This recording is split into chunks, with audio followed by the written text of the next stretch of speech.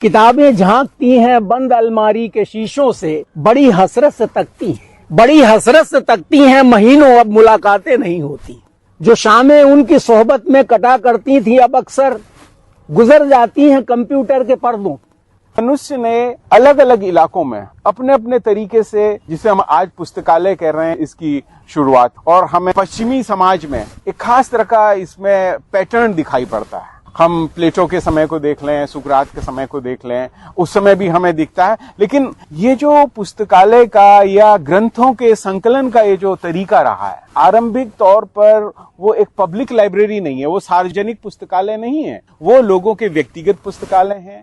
विवेक अगर है, हिंदी और संस्कृत में उसे विवेक कहते हैं, अंग्रेजी में उसे इंटेलिजेंस कहते हैं। It's not intellect, intelligence. Intelligence वो है जो सच को दे, और सच क्या है इसको परिभाषित करना बड़ा मुश्किल है। सच क्या है और सच कैसे दिखता है, लेकिन इंटेलिजेंस का एक दूसरा पहलू है कि वो झूठ को। इंटेलिजेंस का सबसे बड़ा पैमाना है, if you are intelligent you can see the lights. कोई बख्तियार खिलजी अब नहीं आ रहे हैं जो पुस्तकालय को आग लगा रहे हैं, ये हम भी सब जानते हैं। वो और सजे धजे पुस्तकालय हों, लेकिन हाँ, वहां आवत जावत कितनी होगी इसके लिए कोई गारंटी किसी के पास नहीं। हम को लगता है आज तक ये हमारी ये थॉट प्रोसेस थी कि हम सोचते हैं और जैसा हम सोचते हैं वैसा हम करते हैं। लेकिन आप बिल्कुल नए अध्ययन पढ़ेंगे तो पता चलता है कि अब हमको सोचवाया जा रहा है। ऐसे एल्गोरिदम आ गए हैं जो बताते हैं कि आप अब ऐसे सोचिए। डिजिटल वर्ल्ड में ह्यूमन बीइंग्स को भी एक डेटा में कन्वर्ट कर दिया आज के दौर में, और अगर ह्यूमन बीइंग्स अगर डेटा में अगर कन्वर्ट हो जाएंगे तो बड़े बड़े जो बिजनेस कॉर्पोरेशंस हैं उनके लिए ये एक धंधे का एक प्लेटफॉर्म बन गया है। और फ्यूचर में जो सर्विलेंस कैपिटलिज्म का भी नई अवधारणा आई है कि आप सबके डेटा में आप जो है, आप एक इंडिविजुअल के तौर पर अपने बारे में वो नहीं जानते हैं, जो आपको सर्विस प्रोवाइडर या जो पूरा डिजिटल वर्ल्ड जो है वो आपके बारे में जानता है। 1954 में इसका विचार रखा गया था और 1954 में ये पहली बार अमेरिकन लाइब्रेरी एसोसिएशन द्वारा अमेरिका में मनाया गया था। ऑफिशियली रूप से 1958 से अमेरिका में इसे कंटिन्यूएशन बेसिस पे मनाया जा रहा है और इसकी अलग अलग थीम्स भी हर वर्ष रखी जाती हैं। और 2000 की जो थीम है 2021 की, वो है वेलकम टू योर लाइब्रेरी, यानी कि आपकी लाइब्रेरी में आपका स्वागत है। क्योंकि बच्चे ने हैंगिंग लाइब्रेरी में आना ही छोड़ दिया। मैंने कहा आप क्यों नहीं आ रहे, क्या करें, अब तो बूबू बेस इसी में मजा आ रहा है, यही खेलते हैं हम लोग। दिन भर पबजी खेलते हैं और उनका पढ़ना ये वाला भी उनका जाता रहा। हम भी तो सिर्फ एपीआई की रेस में ही हैं कि बस हमको इतना पेपर लिखना है, इतना मार्क्स बनेगा और ये होगा। और असल में हम जब शुरू में रिसर्च कर रहे थे तो उस समय हम ये चाहते थे कि हम एक अच्छा रिसर्च करें। तो बेसिकली आपको, अगर आप रेशनल हैं तो आपको किसी भी पॉइंट पे कोई बेवकूफ नहीं बना सकता। बंद अलमारियों में पुस्तकें आत्महत्या कर रही हैं और सुसाइड नोट पर वादी का नाम लिख रही हैं मोबाइल। वहाँ पे रिसोर्सेज की बहुत बड़ी कमी है, तो ऐसे में हमको ऑनलाइन वो सारी बुक्स बड़ी ही आराम से अवेलेबल हो जाती है। 7,000 की बुक, 8,000 की बुक। तो हम क्या कर सकते हैं, उसको आप डाउनलोड कीजिए और उसको आप प्रिंट आउट निकलवाइए और उसको पढ़िए। आवाजों के इस खूबसूरत कोलाज को, जुदा जुदा विचारों को, मतांतरों को आप सुन रहे हैं राष्ट्रीय पुस्तकालय सप्ताह के बहाने। दूरस्थ एवं मुक्त शिक्षा और संस्कृति की आवाज उत्तराखंड मुक्त विश्वविद्यालय का ये सामुदायिक रेडियो है। 91.2 मेगाहर्ट्ज की तरंगों पर आप इस रेडियो को सुन पाते हैं। राष्ट्रीय पुस्तकालय सप्ताह 14 नवंबर से 20 नवंबर तक मनाया गया। उत्तराखंड मुक्त विश्वविद्यालय के department of information and library science ने बहुत शिद्दत के साथ में इस कार्यक्रम का आयोजन किया। विश्वविद्यालय के परिसर में कैंटीन पर चाय में चर्चा के साथ इस कार्यक्रम को आयोजित किया गया। समाज विज्ञान विद्या शाखा के डायरेक्टर, इतिहास के प्रोफेसर गिरिजा पांडे, वाणिज्य एवं प्रबंधन में निदेशक प्रोफेसर आरसी मिश्रा जी और मानविकी विद्या शाखा के निदेशक प्रोफेसर एचपी शुक्ला जी ने इस कार्यक्रम में सहायक वक्ता, मुख्य वक्ता और अध्यक्षीय वक्ता के तौर पर अपनी मौजूदगी दर्ज की। और विश्वविद्यालय के अकादमिक स्टाफ ने भी बहुत बढ़ चढ़कर इस कार्यक्रम में हिस्सा लिया, इस कार्यक्रम को सुना, उसमें शिरकत की। तो इन तमाम सारी आवाजों को, इन विचारों को हम इस रेडियो रिपोर्ट में शामिल कर रहे हैं। बहुत बेहतरीन चर्चा ये रही है, इसलिए थोड़ा विस्तार इस रेडियो रिपोर्ट ने पाया है, क्योंकि सबकी बातों को हमने इस रेडियो रिपोर्ट में पूरी तरह से स्थान दिया है। बहुत उम्मीद करते हैं कि थोड़ा ठहर कर, थोड़ा रुक कर, थोड़ा वक्त देकर इस कार्यक्रम को आप जरूर सुनिएगा। तो सबसे पहले हम आपको सुनाते हैं प्रोफेसर गिरिजा पांडे को, जिन्होंने बहुत बीज वक्तव्य के तौर पर बहुत विस्तार के साथ में पुस्तकालयों की विकास यात्रा को बहुत बेहतरीन और सरल भाषा में समझाने की कोशिश की। तो आइए सुनते हैं समाज विज्ञान विद्या शाखा के निदेशक प्रोफेसर गिरिजा पांडे जी को। छोटे छोटे अपने अनुभवों को मैं आप लोगों के साथ बांटूंगा और शायद वो अनुभव पुस्तकालय या किताबों को लेकर के या पढ़ने लिखने के सिलसिले को लेकर के चर्चा करेंगे। जब मैं विद्यार्थी था और रंगमंच से जुड़ा हुआ था, जननाट्य मंच में नाटक किया करता था, उस दौर में गढ़वाल विश्वविद्यालय में एक अध्यापक थे। उन्होंने एक बहुत मजेदार कविता लिखी थी और वो कविता आज भी बहुत चर्चा में रहती है। उसके फिर पोस्टर बने, किताबें करती हैं बातें बीते जमाने। वो एक तरह से बता रहा है कि किताब कितनी बेहतरीन चीज है, जो न केवल हमको एक खास तरह का ज्ञान देती है, बल्कि हमारे मस्तिष्क को खोलती है और हमें एक दृष्टि देती है, विश्व दृष्टि देती है, हमें एक समझ देती है कि मनुष्य के रूप में और इस प्राकृतिक वातावरण में एक जीव के रूप में, इस बायोटिक सिस्टम के भीतर एक ऑर्गेनिज्म के रूप में, एक सूक्ष्म जीवी के रूप में हमारी किस तरह की भूमिका है और कैसे प्रकृति का संतुलन अलग अलग तरह के जीवों के बीच बना हो। तो ये किताबें ही हैं जो हमें इस तरह का एक समझ दे। और मनुष्य जब से आगे बढ़ा तो उसने अपने ज्ञान का संप्रेषण, क्योंकि लाइब्रेरी साइंस की जब हम बात कर रहे हैं तो वो एक तरह से संचार का या कम्युनिकेशन का सबसे महत्वपूर्ण उपकरण है, और मनुष्य ने कम्युनिकेशन के साथ ही अपनी बातों को आगे बढ़ाया। और हम कहते हैं कि 70,000 साल पहले जब एक संज्ञानात्मक क्रांति पैदा हुई दुनिया में, कॉग्निटिव रिवॉल्यूशन जब उभर करके आई, उसने मनुष्य को अपने अनुभवों को एक दूसरे को संप्रेषित करने की शक्ति दी। और उसी का परिणाम है कि आज इतने 1000 साल बाद हम इस स्तर पर पहुंचे, हम ऐसे गूढ़ चर्चाओं में शामिल हो रहे हैं। और इस पूरी विकास यात्रा में यदि हम देखें तो मनुष्य ने रॉक आर्ट्स के रूप में, रॉक पेंटिंग्स के रूप में, या हम्बूराबी की जो वो प्लेट्स थी उनमें लिख करके, या सिंधु घाटी की जो सील थी उनमें लिख करके अपने विचार को, अपनी भावना को या अपने समझ को समाज में एक दूसरे को संप्रेषित करना शुरू किया। तो मनुष्य के आरंभ से ही जब उसने संवाद स्थापित करना जब से शुरू किया, तभी से एक ऐसे कहना चाहिए मंच की उसे आवश्यकता महसूस होने लगी जहां पर वो अपनी बातों को स्थायित्व दे सके। शायद इसीलिए हम्बूराबी की वो जो प्लेट्स थी, जो मिट्टी के बड़े बड़े प्लेट्स में लिखा गया, उकेरा गया, जिसको बहुत बाद में डिसाइफर थोड़ा बहुत कर सके, या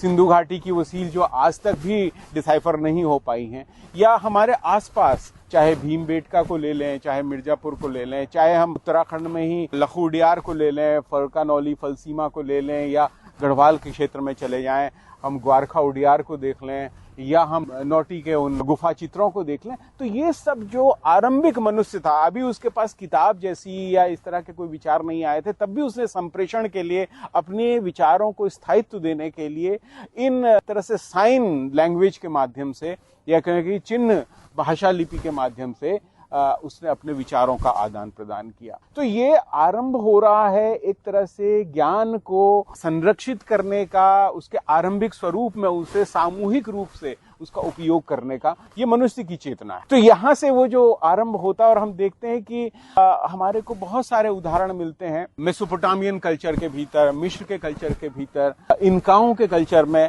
कि किस तरह से वो इस तरह छोटी छोटी चीजों को संग्रहित कर रहे हैं और वो समाज को प्रेरित करने के लिए, उसमें एक समझ विकसित करने के लिए उन तमाम सारी चीजों को आगे बढ़ा रहे हैं। हमारे जितने शिलालेख हैं, चाहे वो अशोक के काल के स्तंभ लेखों की हम बात करें, चाहे हम कलिंग में जो रॉक इंस्क्रिप्शंस हैं उनकी बात करें, ये सब एक तरह से सूचना के आदान प्रदान करने के संसाधन है, या एक तरह से संरक्षण किया गया है उन विचारों का, उन माध्यमों से। और ये अलग अलग रूपों में हमें दिखाई पड़ते हैं, ताड़पत्रों में हमें दिखाई पड़ते हैं, ताम्रपत्रों में हमें दिखाई पड़ते हैं, जहाँ पे कोडिंग की गई है, जहाँ पे कंजर्वेशन किया गया है अपने ज्ञान का, इन तमाम सारी। अब ये बहुत मजेदार जो बात दिखाई पड़ती है कि मनुष्य ने अलग अलग इलाकों में अपने अपने तरीके से, जिसे हम आज पुस्तकालय कह रहे हैं इसकी शुरुआत, और हमें पश्चिमी समाज में एक खास तरह का इसमें पैटर्न दिखाई पड़ता है। हम प्लेटो के समय को देख लें, सुकरात के समय को देख लें, उस समय भी हमें दिखता है।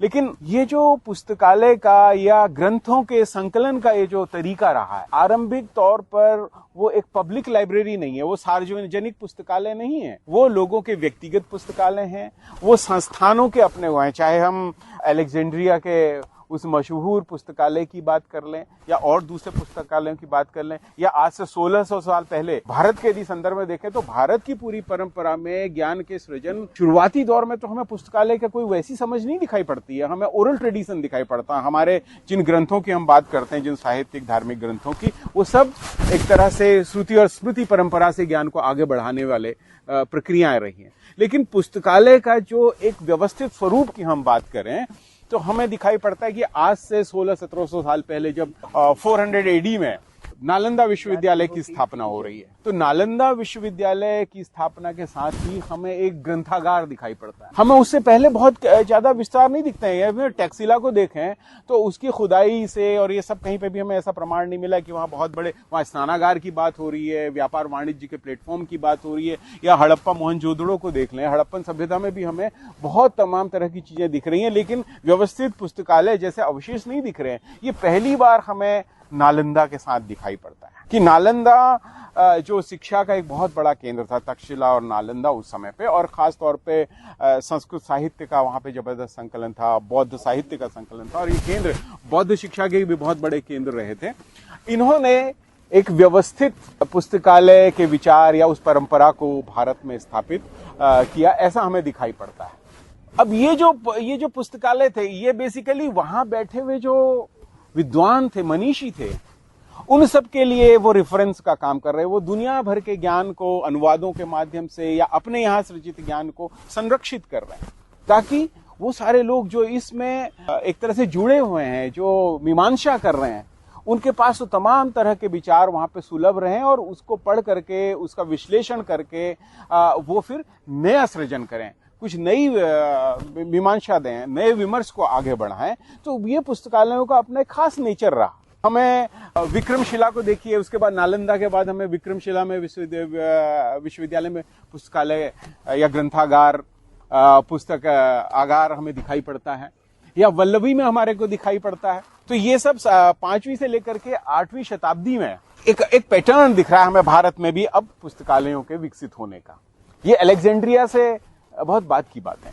आप बार बार चर्चा करते होंगे, मनुष्य अपने तरीके से, जब वेनसांग, फाहियान आ रहे हैं, वो अपने साथ खच्चरों में भी लाद करके ले जा रहे हैं, तो कैसा ट्रेडिशन रहा होगा पढ़ने का, पुस्तकों की कितनी महत्वपूर्ण भूमिका रही होगी, शायद हमें ये समझना चाहिए। इब्न खालदून की हम बात करें, यदि अरब के 5वीं 6वीं शताब्दी के उस इतिहासकार की बात करें, तो वो जिसको कहते हैं कि father of science of culture, वो शायद उसने वो व्याख्याएं तभी कर सका जब वो बाकायदा खच्चरों पे अपने ऊंटों के काफिले में असंख्य, या यूं कहीं बहुत बड़ी संख्या में, असंख्य तो नहीं कहेंगे, कि बहुत बड़ी संख्या में पुस्तकें लेकर के एक इलाके से दूसरे इलाके की ओर जाता था, जहां जाता था वहां के कोई ग्रंथ हैं उनको लेता था और अपनी रचनाएं करता था। उसने एक नई तरह के दर्शन को दिया। तो किताबों का कितना महत्व हमारे जीवन में ये हमें दिखाई पड़ता है। तो तक्षशिला, नालंदा हो या फिर अरब के वो हों या मिस्र में, मेसोपोटामिया की सभ्यताओं में हमें इस तरह से ज्ञान को संरक्षित करने की जो परंपरा थी, जो उसके लिए व्यवस्थाएं थी, जो तरीके थे, ये देखें तो ये सब पुस्तकालय को एक नया विचार दे रहे हैं, एक नए तरह का दर्शन दे रहे हैं, या यूं कहें कि पुस्तकालयों के क्रमिक विकास का जो स्वरूप रहा है वो हमें इससे पता चलता है। मिडिवल पीरियड में हम देखते हैं बीदर में बहुत बेहतरीन पुस्तकालय बनाया गया, जिसको बाद में औरंगजेब के समय वहां से उठा करके ले आया गया और दिल्ली के जो राजमहल का पुस्तकालय है उसमें वो सारी पुस्तकें रख दी गई। लेकिन कई बार हमें दिखाई पड़ता है कि बहुत सारे ऐसे शासक भी रहे जिन्होंने अपने नजरिए से, अपने तरीके से ज्ञान के इन केंद्रों को खत्म करने की भी कोशिश की। शायद वो उनके साथ कॉम्पिटेबल नहीं होते होंगे, उस समय की तत्कालीन सत्ता को उससे एक तरह की चुनौती मिलती होगी। आज भी आप देखते हैं कि जहां पे भी ज्ञान के केंद्र होते हैं, यदि सत्ता के ये चुनौती बन रहे होते हैं तो वो उसका विध्वंस करने के पीछे पड़ी रहती हैं। तो ऐसी बख्तियार खिलजी ने भी किया, उसने नालंदा को खत्म किया, उसने वल्लभी के विक्रमशिला के पुस्तकालय के ऊपर भी हाथ डाला। लेकिन ये सारे पुस्तकालय अभी भी भारत में पुस्तकालयों का विचार सार्वजनिक पुस्तकालय के रूप में नहीं आया। भारत में सार्वजनिक पुस्तकालय का जो विचार है वो आधुनिक पश्चिम की देन है। अंग्रेजों के आने के साथ ही हमें दिखते हैं, सबसे पहले जो आपने नेशनल लाइब्रेरी का जिसका जिक्र किया है, बेसिकली वो इंपीरियल लाइब्रेरी थी, उसका नाम ही इंपीरियल लाइब्रेरी था। और अंग्रेजों ने 1765 या 66 के आसपास पे उस लाइब्रेरी को कलकत्ता में स्टैब्लिश किया था। क्यों? क्योंकि कोई भी समाज यदि किसी भी इलाके में राज करना चाहता है, उसको अपने नियंत्रण में लेना चाहता है, तो उसके लिए आवश्यक है कि वो वहां की अधिकतम जानकारियों को जुटाए। तभी उन बेहतर जानकारियों के माध्यम से वो शासन कर सकता है या समाज को अपने में नियंत्रित रख सकता है। शायद इसीलिए राजाओं ने न केवल लाइब्रेरी, पुस्तकालय इनको अपने राजमहलों में स्थापित किया, बल्कि वो चाहते थे कि उनके यहाँ जो उनके दरबारी हैं, जो विद्वान हैं, जो उनको परामर्श देते हैं, उन सब के सामने वो ज्ञान उपलब्ध हो, उसको पढ़ करके वो उसकी नीति निर्माण में सहायक हो, चाहे वो आक्रमण नीतियां हो, चाहे वो विस्तार की नीतियां हो, या समाज के विकास की। सायाली राममित्रा रंगनाथन, जिन्होंने इस पूरे उसको आगे बढ़ाया था, ये बेसिकली वो वेस्ट से आया विचार था, जब ये कहा गया कि नहीं भाई, ये कुछ लोगों तक सीमित न रहे ज्ञान, हर कोई तो बड़ा पुस्तकालय बना नहीं सकता है। आज भी इतनी महंगी महंगी पुस्तकें हैं जिनको हम सब लोग शायद नहीं खरीद सकते हैं। इसलिए एक ऐसा अध्ययन का केंद्र हो जहां पर लोग जाएं, वहां से उस पुस्तकों को लें और पढ़ें और अपने विचारों को बनाएं या अपना ज्ञानार्जन करें। तो ये जो पब्लिक लाइब्रेरी का आइडिया आया, हमें दिखता है कि कॉलोनियल इंडिया में ये इस विचार ने एक तरह से बहुत ही तेजी से आगे बढ़ा। अब ये पहली बार हम इसको अब दूसरे नजरिए से भी हमें देखना चाहिए, जो आज 21वीं शताब्दी के पुस्तकालय का पूरा आ रहा है। ज्ञान को किस तरह से नियंत्रित किया जाता है, चाहे वो राजनीतिक रूप से हो, चाहे वो आर्थिक रूप से हो। वर्तमान की जो सामाजिक आर्थिक परिस्थितियां हैं पूरे विश्व में, वो इस समय धनोपार्जन की स्थितियां हैं। वो चाहती हैं कि अपनी सत्ता का उपयोग करते हुए अपने तमाम तरह की जो मनुष्य के उपयोग की चीजें हैं उसको अपने नियंत्रण में लिया जाए और उससे आर्थिक लाभ कमाया जाए। तो ये जो बेसिक आइडिया था, ये उन लाइब्रेरी से इकट्ठा हुआ जहां पे पहली बार यूजर जैसी या प्रयोगकर्ता के रूप में एक भूमिका व्यक्ति की स्थापित की गई। अब पहली बार एक ऐसी लाइब्रेरी स्थापित हुई पूरे यूरोप में। आप ब्रिटेन का यदि उदाहरण देखें तो वहां पे भी दिखाई पड़ता है, लाइब्रेरी ऑफ लंदन में, ब्रिटिश लाइब्रेरी में। उन्होंने अब मेंबरशिप देनी शुरू की, माने आप पैसा दीजिए तो आप मेंबर बनेंगे, उसके बाद आप उस पुस्तक को ले जाइए, एक सर्टेन समय के बाद यदि आप उसको रखते हैं तो आप उसके लिए फिर पैसा देंगे। कई जगह उसको पेनल्टी के रूप में किया गया, कई जगह उस इंटर लाइब्रेरी लोन के लिए एक खास राशि रखी गई, जिससे कि लाइब्रेरी को भी कुछ अर्जन हो, उसके पास राजस्व आए, जिससे वो अपने आप को समृद्ध करे, नई पुस्तकों को लाने में, पुरानी पुस्तकों को बनाए रखने में, उनकी मरम्मत करने में, इन सब में उसका उपयोग किया जाए। ये जो प्रक्रिया थी ये बेहतर थी। इसमें उन सारे लोगों को पढ़ने के अवसर मिलते थे, बहुत कम कीमतों में दुनिया की सर्वश्रेष्ठ पुस्तकें, सर्वश्रेष्ठ प्रकाशन उनके सामने उपलब्ध होते थे। ये सारी चीजें आगे बढ़ी। लेकिन आज अब एक नया रूप आ गया है। आज का जो रूप आया है, जिसका सबसे पहला प्रयोग, ऐसे तो तकनीकी जब आगे बढ़ी है, तकनीकी ने हमारे साथ बहुत तरह की सुविधाएं उपलब्ध करा दी हैं। आज हमें डिजिटल फॉर्मेट में, जिसका आपने उसमें जिक्र भी किया, हमें ये सारा ज्ञान उपलब्ध है। इस सारे ज्ञान को आज हम ले सकते हैं। तो हमारे पास आज इंफॉर्मेशन की या सूचना की कमी नहीं है। आज हमारे पास संदर्भ साहित्य की कमी नहीं है। अब कमी हो गई है कि हम उसको कैसे कैटेगराइज करें, कैसे उसको स्क्रीन आउट करें और कैसे माने कि जो बहुत बड़ी संख्या में मिलियंस ऑफ डॉक्यूमेंट हमारे सामने हैं, उनमें से कौन से सर्वश्रेष्ठ और बेहतरीन है जिन्हें हमें जरूर पढ़ना चाहिए। अब इसके लिए दिमाग लगाना पड़ रहा है।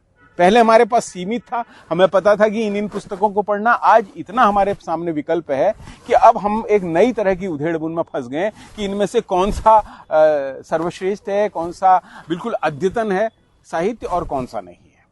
तो ये एक नया टेक्नोलॉजी ने वो किया। लेकिन टेक्नोलॉजी ने दूसरी चीज भी की। यदि आप south Asia digital library Chicago university की देखें, सबसे बेहतरीन प्रयोग विश्वविद्यालयों ने किए। विश्वविद्यालय बेसिकली जाने जाते हैं न केवल अपने ज्ञान अर्जन के लिए बल्कि अपने पुस्तकालयों के लिए, अपने संग्रहालयों के लिए, क्योंकि वहां पर वो जो रिपोजिटरी है, वो रिपोजिटरी एक तरह से हमको अतीत से वर्तमान और भविष्य तक जोड़ने के लिए एक तरह से सुविधा उपलब्ध कराती है। तो Chicago south Asia digital library Chicago ने ये जो रूप रखा, आज भारत के भी यदि विद्वान उन तमाम ऐसे बहुत ही रेयर डॉक्यूमेंट्स को देखना चाहते हैं तो उसके विवरण हमें वहां मिलते हैं। ब्रिटिश लाइब्रेरी को देखिए आप, तमाम तरह के छोटे छोटे प्राइवेट पेपर्स से लेके जो लोगों के अपने हैंड रिटन विचार हैं या उनके हस्तलिखित विचार हैं या उनके अपने नोट्स हैं, उससे लेकर के सरकारी कामकाज तक के तमाम दस्तावेज ब्रिटिश लाइब्रेरी लंदन के आर्काइव्स में अवेलेबल हैं। और वही परंपरा भारत में राष्ट्रीय अभिलेखागारों के रूप में विकसित हुई। वहां पे न केवल मानचित्र हैं, वहां पे न केवल पांडुलिपियां हैं, वहां पे न केवल फोटोग्राफ्स हैं, वहां पे पेंटिंग्स हैं, वहां पे वॉइस रिकॉर्डिंग्स तक हैं कि आज से 200 साल पहले वो किस तरह के विचार उस वायसराय ने दिए होंगे, उसकी यदि कोई रिकॉर्डिंग की गई है उस तरह के ऊपर, तो वो भी लोगों ने वॉइस आर्काइव्स के रूप में। अब तो परंपरा यहां तक आ गई है कि लोग एक्सपेरिमेंट करने लग गए। जर्मनी के एक विश्वविद्यालय ने तस्वीर घर बनाया। उसने कहा कि अलग अलग कालखंड में, अलग अलग समय पे, अलग अलग समाज ने तस्वीरों में अपने आप को अभिव्यक्त किया है। तो कलेक्शन ऑफ दोज फोटोग्राफ्स वो भी अपने आप में एक तरह का पुस्तकालयी दस्तावेजीकरण है, जो चित्रों के माध्यम से हमें बता रहा है कि समाज कैसे बदल रहा है। ये सारी चीजें भी दिख रही हैं। लेकिन इन सब के बीच में इस न्यू लिबरल जो इकोनॉमी आ रही है, जो नए तरह की राजनीति आ रही है, जो नए तरह का राजनीतिक अर्थशास्त्र आ रहा है, अब वो मनुष्य की इन इच्छाओं को भी एक तरह से उपभोग की वस्तु बना रहा है, कमोडिटी बना रहा है। और उसका परिणाम हम देखते हैं कि ये आपके रिटलेज ने आज से करीबन 4 साल 5 साल पहले ऑनलाइन लाइब्रेरी अवेलेबल कराई। अब उस लाइब्रेरी में क्या किया, जैसे पहले आप देखते हैं कि अंग्रेज आया, अंग्रेज ने शुरू में फ्री में चाय पिलाई सब लोगों को, बड़े आंदोलन भी हुए, चाय छोड़ो आंदोलन। और जब लोगों को लत लग गई, चाय की लत लग गई, शराब की लत लग गई, अब उनके लिए बड़े बड़े बेहतरीन वेयर हाउस खोले गए। कहा कि ठीक है, आप पीना ही चाहते हैं तो ये है, पैसा पेमेंट करिए, पीजिए। तो रटलेज ने इस बात को समझा और रटलेज ने ये कर दिया कि आप मेंबर बनिए इतने समय के लिए इस लाइब्रेरी के, और आप पेमेंट करते जाइए और कोई भी पुस्तक आप लेकर के आइए। तो एक तरह से जहां एक और दुनिया का समाज, दुनिया के अलग अलग समाज एक नए विमर्श की ओर जा रहे हैं। वो ओपन एक्सेस की बात कर रहे हैं। वो कह रहे हैं कि नहीं भाई, ज्ञान जिसने भी सृजित किया है वो सबके लिए अवेलेबल होना चाहिए, क्योंकि ये मनुष्य के द्वारा सृजित ज्ञान है।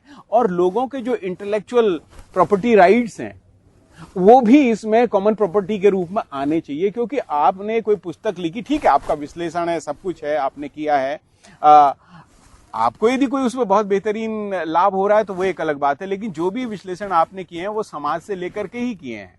इसलिए समाज को आगे बढ़ना है तो उसको जानना चाहिए, उसको ज्ञान उपलब्ध होना चाहिए। तो एक और ये विमर्श है जो कहता है कि जो भी प्रकाशन होता है वो सबके लिए सर्वसुलभ। दूसरी ओर विमर्श कहता है कि नहीं नहीं, ये तो हमारी मेहनत है, हमने इसमें किया है, ये ऐसे नहीं मिलेगा, फ्री में नहीं मिलेगा, इसलिए इसके लिए आपको भुगतान करना पड़ेगा। अब वो जो भुगतान का प्लेटफॉर्म है, वो प्लेटफॉर्म फिर उन व्यवसायियों के हाथ में आ गया और उन व्यवसायियों ने उसके लिए बहुत भारी भरकम फीस रखनी शुरू कर दी ताकि उसके माध्यम से भी उसको कमाए। मेरे ख्याल से उसका सबसे ज्यादा अनुभव हमारे शुक्ला साहब का है, जो सबसे ज्यादा किंडल का उपयोग करते हैं। वो इसके ऊपर अपनी बात में जरूर रखेंगे, मैं उम्मीद करता हूं। मैंने एक और चीज देखी, जो पुस्तकालय है, पुस्तकालय विज्ञान और पुस्तकालय से जुड़े हुए लोग हैं, किसी भी पुस्तकालय का प्राण वो होते हैं। और मुझे इसका अनुभव 2 पुस्तकालयों में जाके मिला। एक तो राष्ट्रीय पुस्तकालय कलकत्ता में, जब मैं रिसर्च करता था उस दौर में न तो फोटो स्टेट थी, न इस तरह की कोई सुविधाएं थी आप किसी भी पुस्तक को स्कैन करके कर लें। आपको जा करके लाइब्रेरी में ढूंढना होता था और उसके बाद उसके नोट्स लिखने पड़ते थे। तो मैंने जितनी भी किताबें अपने शोध के दौरान पढ़ी हैं इन जगहों पे जा करके, उसके मेरे पास आज भी रजिस्टर हैं, क्योंकि मैं उसको एज इट इज उतारता था। मैं 3-3 महीने के लिए कलकत्ता जाता था, दिल्ली जाता था, लखनऊ जाता था, बॉम्बे जाता था, इलाहाबाद जाता था, जो हमारे बड़े विश्वविद्यालय हैं उनके पुस्तकालयों में, जो हमारे विधायिका से जुड़े हुए पुस्तकालय हैं, चाहे लखनऊ का असेंबली की लाइब्रेरी हो, चाहे आपके पार्लियामेंट्री लाइब्रेरी दिल्ली की हो, और वहाँ आपको एक सीमित समय के लिए एंट्री मिलती है। तो आप उस दौर में सारी किताब तो पढ़ नहीं सकते हैं, आप तेजी से पढ़ते हैं, इंडेक्स यूज करते हैं और अपने नोट्स उतार के लाते हैं, तो वो सब मैंने रखे। अब वहां पे जाते ही ये एक इस तरह का अनुभव है कि एक ट्रक है जिसमें चवन्नी, अठन्नी, 1 रुपया सब भरा पड़ा है और आपसे कह दिया गया कि नहीं, केवल अठन्नी छांट के लाइए। अब आप खंगालिए, आपकी तो जान निकल जाएगी ढूंढने में। वहां पर उपयोग सबसे ज्यादा जो महत्व आपको समझ में आता है वो पुस्तकालय अध्यक्ष का। और मैंने ऐसे पुस्तकालय अध्यक्ष देखे जिनको अपनी सीट पर बैठे हुए आपकी इच्छा के अनुरूप जो पुस्तक जिसकी आप खोज कर रहे हैं वो चुटकी में आपको बताते हैं कि वो वहां पे रखी है। और कई पुस्तकालय अध्यक्ष तो या पुस्तकालय में काम करने वाले लोग, एक मुझे याद है जब मैं नेशनल आर्काइव्स दिल्ली में काम करता था तो उसकी लाइब्रेरी में एक पंडित जी हुआ करते थे जो किताबें देते थे। तो हमारी सबसे पहले ही होती थी कि पंडित जी को ले गए, कैंटीन में चाय पिलाई, पंडित जी से कहा पंडित जी आए हैं। उनका नाम पंडित जी था, वो पता नहीं क्या थे लेकिन सब पंडित जी कहते थे, टोपी पहनते थे। तो पंडित जी को अपनी आपने रिक्वायरमेंट बताई, पंडित जी आपको लेकर के जाएंगे कि भैया ये वाले सेल्फ हैं, यहां से यहां तक इस तरह की किताबें हैं। आपको कैटलॉग ढूंढने, क्योंकि आपको पता ही नहीं है कि कौन सा टाइटल अवेलेबल है, कौन सा टाइटल आपको उपयोगी है। आपने उनको विचार बता दिया कि मैं इस तरह की चीजें ढूंढ रहा हूं, वो आपको एक बड़ी सेल्फ बता देंगे या 2-4 इलाके बता देंगे कि यहां पे ढूंढो, तुम्हारे से संबंधित ये। दूसरा, मुझे पुस्तकालय और पुस्तकालय अध्यक्ष को लेकर के जो सबसे गौरवान्वित करने वाला जो अनुभव था वो हाइडेलबर्ग विश्वविद्यालय जर्मनी में हुआ। मुझे एक पुस्तक की आवश्यकता पड़ी, वो पुस्तक वहां थी नहीं, जबकि साउथ एशिया इंस्टीट्यूट का पुस्तकालय सबसे बेहतरीन पुस्तकालयों में माना जाता है जो साउथ एशियन स्टडीज के लिए उपलब्ध होती है। मुझे हिंदी साहित्य के इतिहास जो आज हमें यहाँ नहीं मिल रहा है वो मुझे वहां मिल गया हाइडेलबर्ग की लाइब्रेरी में। तो मैंने उनसे एक पुस्तक 2-3 पुस्तकों की लिस्ट उनको दी। उन्होंने इंटर लाइब्रेरी लोन का वहां सिस्टम है कि देश के भीतर कहीं भी उत्तर, दक्षिण, पूर्व, पश्चिम लाइब्रेरियां वो सब इंटरकनेक्टेड हैं। आपको चाहिए तो 1 हफ्ते का समय होता है। तो पुस्तकालय वहां लाइब्रेरी में इंटर लोन फैसिलिटी है, तो वो किसी दूसरे शहर के पुस्तकालय को डिमांड भेजते हैं और वहां से कुरियर से वो पुस्तक आपके पास आ जाती है और आप उसको पढ़िए, लौटा दीजिए। तो वो सारी फैसिलिटी, वो सारी सर्विसेज के जो भी पेमेंट्स होते हैं वो पुस्तकालय करता है। लाइब्रेरियन कोई लेडी थी, एक पुस्तक नहीं मिल पाई और उन्होंने इतना अफसोस जाहिर किया कि आपने पुस्तक मांगी और मैं आपके लिए पुस्तक अवेलेबल नहीं करा पाई। तो ये पुस्तकालय और पुस्तकालय को संचालित करने वाले व्यक्ति के भीतर की संवेदनशीलता, उसके भीतर का जज्बा और पुस्तकालय के लिए उसका समर्पण और पुस्तकालय का जो महत्व है, जो उसकी सिग्निफिकेंस है, उसको वो दिखाता है। तो आज जब हम पूरी तरह से वाणिज्यिक होते जा रहे हैं, खरीद फरोख्त की ओर चले जा रहे हैं, वहां दूसरी ओर ज्ञान को बांटने के ये जो मंच हैं, व्यवस्थाएं हैं, उपकरण हैं, इनके प्रति लोगों की संवेदनशीलता, इनके प्रति लोगों का रुझान, झुकाव, ये सब हमें बताता है। और वही प्रेरणा थी कि जब हम लोग रिसर्च कर रहे थे या बाद में आज भी हम निरंतर अपने अध्ययन और अध्यापन के अलावा और भी रिसर्च के दूसरे जब काम करते हैं, हमारा लगातार जुड़ाव रहता है। और यही कारण है, मैं आप सब लोगों के सूचनार्थ भी इसको बताना चाहता हूं कि हमारे कुछ बड़े एक तरह से सक्रिय साथियों ने, उनका ये डेडिकेशन था इस तरह की चीजों के लिए, तो उन्होंने अपने व्यक्तिगत प्रयासों से एक बेहतरीन डिजिटल पुस्तकालय बनाया है। आप कोई भी लोग, वो पुस्तकालय सिर्फ चूंकि हम लोग हिमालय पे अध्ययन कर रहे थे और खास तौर पे पहाड़ों पे अध्ययन कर रहे थे, तो दुनिया के पहाड़, हिमालय के पहाड़, इन सब से संबंधित जितना भी साहित्य उपलब्ध हुआ है, खास तौर पे पिछली 2 शताब्दियों में, उस सब को हमने डिजिटाइज करके 3-3.5 लाख पेजेज की ये सामग्री ओपन एक्सेस रिसोर्स के रूप में उपलब्ध कराई है।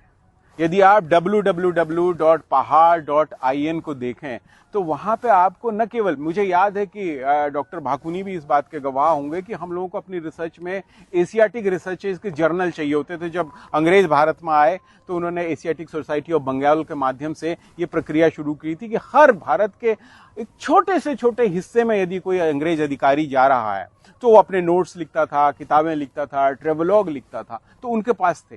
अब हमें रिसर्च में यदि वो डॉक्यूमेंट चाहिए तो अवेलेबल नहीं था, हम उसके लिए भटकते थे। ब्रिटिश लाइब्रेरी बहुत महंगी थी, 80 पाउंड में हमारे को एक तरीके से वो एक्सेस मिलती थी। और मुझे अभी भी याद है कि 3 पाउंड एक फोटोकॉपी करने के लेते थे, जो हमारे लिए बहुत बड़ा धनराशि होती थी, तो हम वहां से मंगा नहीं पाते थे। तो ये हमारे अमेरिकन साथी जिनका नाम डैन जेंसन है, उन्होंने इसमें हमारी बहुत मदद की।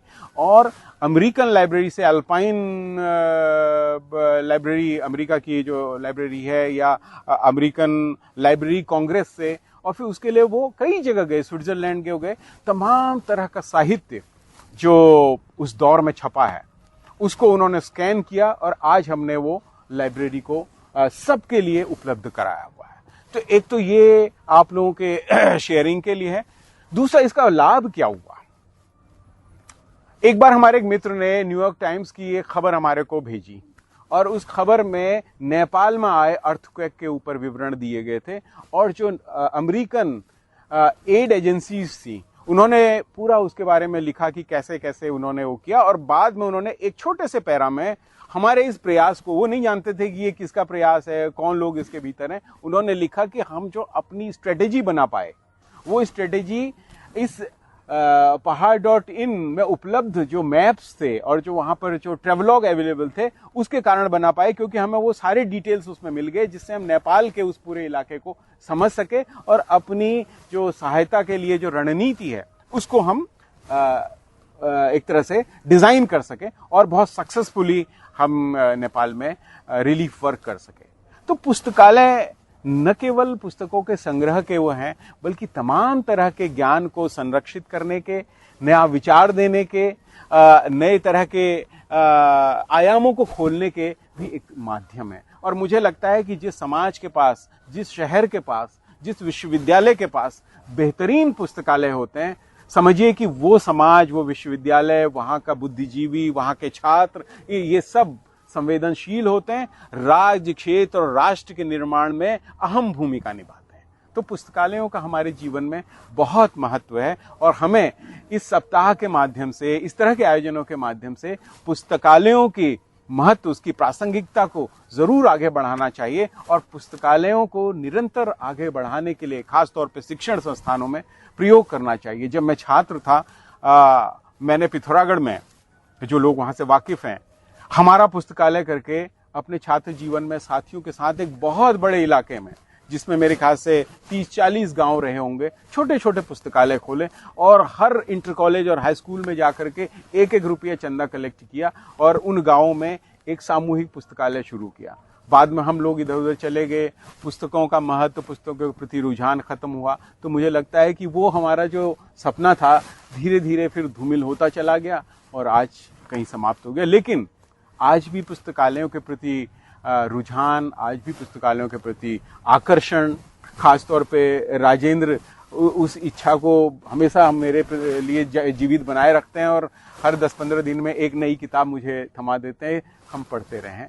तो मुझे लगता है कि ये आयोजन इस परंपरा को आगे बढ़ाएंगे। बहुत बहुत धन्यवाद आप।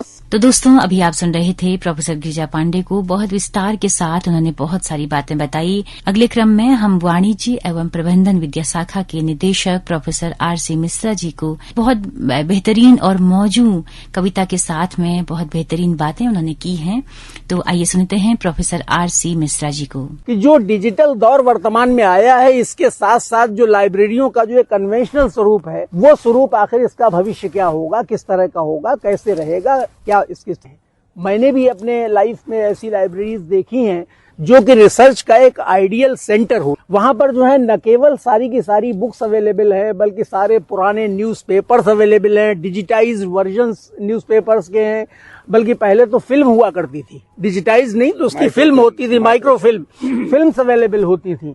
और मैंने अभी तक उतना बेहतर मॉडल नहीं देखा, बल्कि हम अपनी लाइब्रेरी के लिए हमेशा कल्पना करते रहे अपने दिमाग में, शायद ऐसा हो तो बहुत अच्छा होगा कि बीच में जो है वो बुक्स के रैक्स लगे हुए हैं और साइड साइड में जो है स्टडी कैरल्स बने हुए हैं।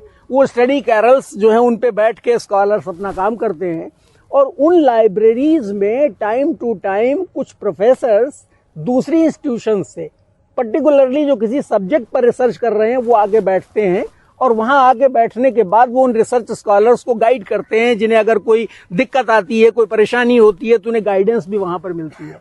तो लाइब्रेरी का रोल जो है it's multifarious. The kind of library that we have seen and the kind of library that we visualize at the moment is not the entire shape of it. Library बहुत बड़ा स्वरूप पा सकती है और बहुत बड़े स्वरूप में होकर लाइब्रेरी जो है वो हमारी मदद कर सकती है एक परंपरा को कंटिन्यू कर सकती है। पढ़ना, पढ़ने की आदत होना, किताबों से दोस्ती होना, ये बड़ी एक महत्वपूर्ण आधारभूत बात है लाइब्रेरी के लिए। मैं जब बहुत छोटा था, जब स्कूल में क्लास बदलने के बाद नई किताबें मिला करती थी, उन पे बांसी कागज लेके कवर चढ़ाया करते थे और वो अच्छे तरह से उनको संभाल के वो सब काम किया जाता था।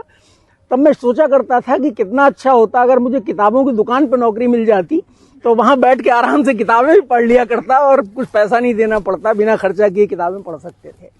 बड़े हुए लाइब्रेरी देखी, तब भी ये दिमाग में रहा कि लाइब्रेरी में रह के काम करने का सुख अलग है, क्योंकि वहां आप काम तो कर ही रहे हैं, लेकिन इसके साथ साथ आप इतने वाइड एरिया में पुस्तकें आपके पास उपलब्ध हैं जिन्हें कि आप पढ़ सकते। तो असल चीज जो है वो किताबों से, पढ़ाई से मोहब्बत की है। और जो डिजिटल सिस्टम है उससे हमें ये नहीं कह पाएंगे हम कि डिजिटल सिस्टम को भगा दीजिए, आप भगा नहीं पाएंगे। टेक्नोलॉजी और डिजिटल सिस्टम जो है वो है अपनी जगह पर, तो है, उसे स्वीकार करना पड़ेगा और वो एक बहुत बड़ा फैसिलिटेटर है, ये भी मानना पड़ेगा। लेकिन उसके साथ साथ जो ये किताबें यहाँ हैं, इनकी भूमिका समाप्त हो जाएगी ऐसा नहीं। इनकी भूमिका अपनी जगह पर बनी रहेगी, इसमें कोई दो राय नहीं है। पिछले लॉकडाउन के दौरान हम लोगों में किताबें पढ़ने का एक बड़ा आपस में बातचीत से वो चलता रहा। आजकल आप क्या पढ़ रहे हैं, आप क्या पढ़ रहे हैं वाला वो होता रहा और किंडल से किताबें मंगवाई जाती रही, पढ़ी जाती रही। मुझे कभी भी इलेक्ट्रॉनिक वर्जन से संतोष हुआ ही नहीं और मुझे यही लगता रहा कि जब तक वो फिजिकल किताब न पढ़ी जाए। अब जैसे होमो सेपियंस जो है जब शुरू में आई थी तो उसका डिजिटल वर्जन मैंने मंगवाया और पढ़ा, लेकिन मुझे लगा कि मुझे वो मजा नहीं आ रहा। फिर मैंने किताब मंगवाई, होमोडियस भी मंगवाई, वो भी मंगवाई, दोनों किताबें मंगवाई। अलावा इसके भी न जाने कितनी किताबें जो हैं वो फिजिकल फॉर्म में खरीदी हैं, क्योंकि फिजिकल वही अकबर इलाहाबादी वाला वो शेर याद आता है, जलवा अगर नहीं हो तो सूरत का असर क्या। जलवा अगर नहीं हो तो सूरत का असर क्या। बुलबुल गुले तस्वीर का शायदा नहीं होता कि बुलबुल के सामने फूल की तस्वीर रख दो और कहो कि गाने लगे, नाचने लगे, वो नहीं कर सकता है। तो वर्चुअल जो मोड्स हैं, प्लेटफॉर्म्स हैं, वो लाइब्रेरी के इस स्वरूप के लिए चैलेंज नहीं, बल्कि आप उन्हें इस तरह से विकसित कराइए कि वो इसमें सहायक सिद्ध हो, वो यूजफुल हो, आपको हेल्प करें उसमें। आपको जो नई पीढ़ी को फर्दर और इंफॉर्मेशन और नॉलेज देना है, जो बुक्स देनी है, उनका लार्जर तरीके से रिपोजिटरी क्रिएट करना है, उसके लिए आप उसको यूज करिए। लेकिन जो एग्जिस्टिंग लाइब्रेरी है उसके इम्पोर्टेंस को किसी भी हालत में नकारा नहीं जा सकता, एग्जिस्टिंग किताबों के महत्व को किसी प्रकार नकारा नहीं जा सकता। वो गुलजार की बड़ी फेमस नज़म है, अभी सुबह मैंने गगन से कह के प्रिंट करवाई थी, बड़ी बढ़िया है, पढ़ने लायक है ऐसे मौके पर। नहीं, जितना हो जाएगा। किताबें झांकती हैं बंद अलमारी के शीशों से, बड़ी हसरत से तकती हैं, बड़ी हसरत से तकती हैं, महीनों अब मुलाकातें नहीं होती। जो शामें उनकी सोहबत में कटा करती थी अब अक्सर गुजर जाती हैं कंप्यूटर के पर्दों पर। जो शामें उनकी सोहबत में कटा करती थी अब अक्सर गुजर जाती हैं कंप्यूटर के पर्दों पर। बड़ी बेचैन रहती हैं किताबें, बड़ी बेचैन रहती हैं किताबें, उन्हें अब नींद में चलने की आदत हो गई है, उन्हें अब नींद में चलने की आदत हो गई है। बड़ी हसरत से तकती हैं जो कदरें वो सुनाती थीं कि जिनके सेल कभी मरते नहीं थे, वो कदरें अब नजर न आती नहीं घर में।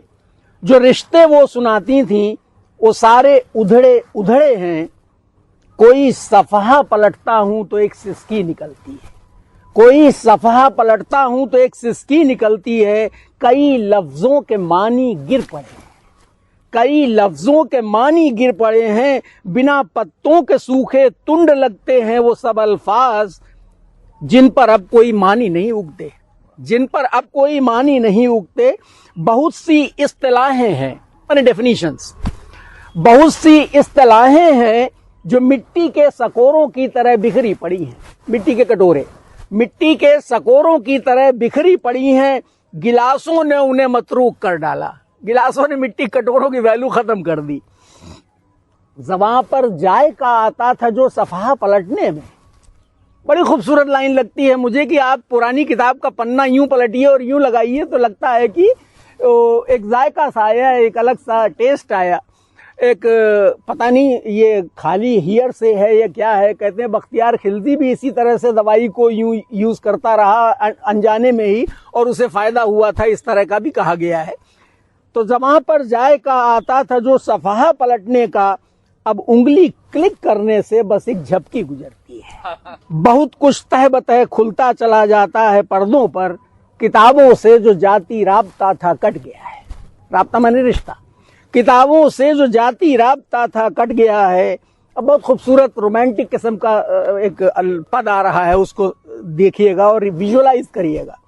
कभी सीने पे रख के लेट जाते थे, कभी गोदी में लेते थे, कभी घुटनों के अपने रहल की सूरत बनाकर नीम सजदे में पढ़ा करते थे, छूते थे जमीन से। वो सारा इल्म तो मिलता रहेगा आइंदा भी, वो सारा इल्म तो मिलता रहेगा आइंदा भी, मगर वो जो किताबों में मिला करते थे सूखे फूल और महके हुए रुक्के मगर वो जो किताबों में मिला करते थे सूखे फूल और महके हुए रुक्के, किताबें मांगने गिरने उठाने के बहाने रिश्ते बनते थे।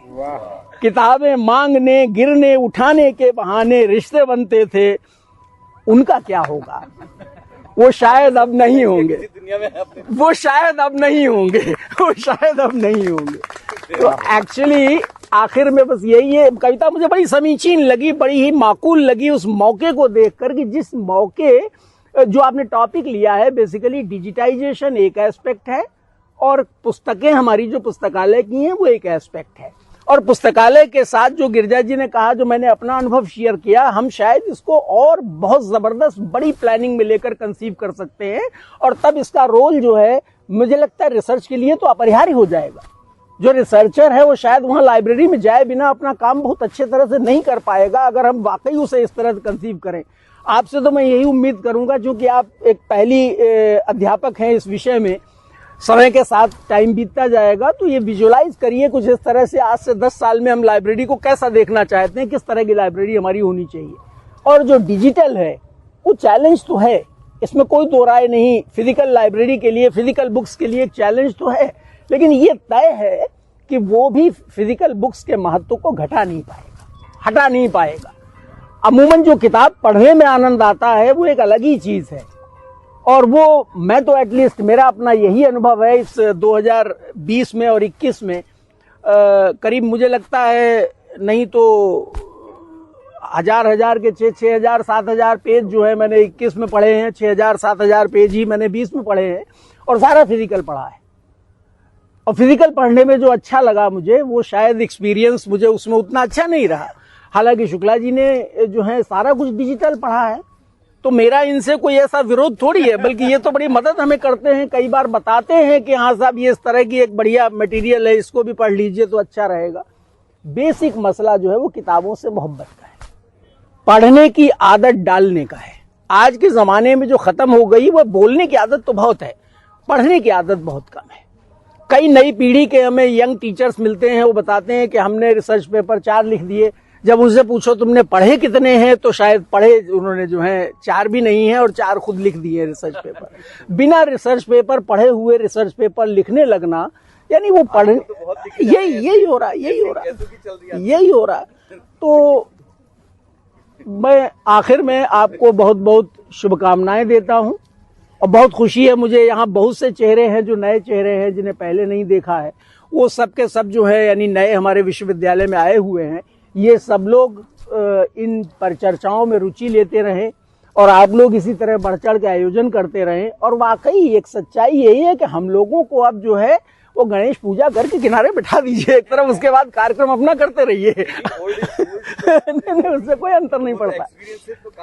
तो इसलिए जो है हम लोग जो है we are always there to guide you whatever we no.